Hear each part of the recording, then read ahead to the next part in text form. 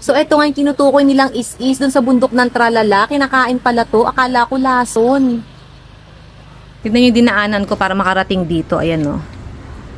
Nag-akit-akit ako dito sa tangke namin. Sa tangke ng tubig. Oh, medyo buwis buhay tayo for today's video.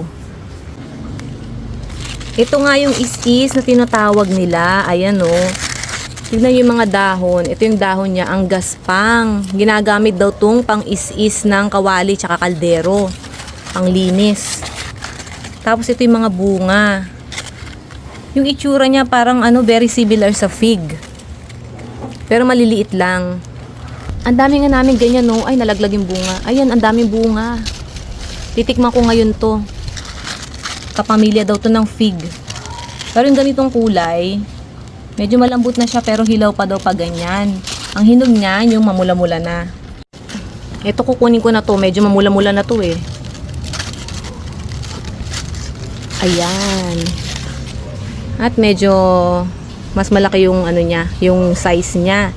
At ang daming kasamang langgam. Matamis siguro to.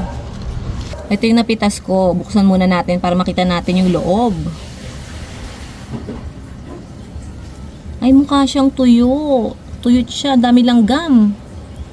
Pero yung loob niya mukha talagang fig. Ayan, oh. Dami langgam. Oh, ito yung mga pinagpipitas ko. Titikman ko na. Ito mukhang tuyot na. Bubuksan na lang natin. Kung ano yung itsura. Oh, mukha talaga siyang fig. Kaso tuyot na tuyot. Hindi ko pwedeng kainin to. Ayoko. Kaya ito medyo sariwa pa yung itsura niya. Baka pwedeng kumakain to.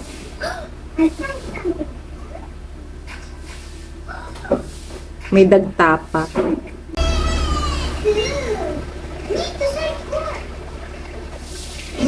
Baho. Amoy insekto yung loob. Ay, ayoko. Ayokong kainin. Ay. Ano yung lahat ng mga pinagpipitas kong bunga ng is. Kaso, ang dry ng itsura. Parang hindi parang hindi edible. Tapos yung iba, amoy insekto pa, kaya ayokong kainin. Ako. Baka hindi pa hinog talaga yung nakuha ko. Maghintay na lang ako ng few more days para i-try ulit kung meron na akong pwedeng makain doon sa mga bunga ng is.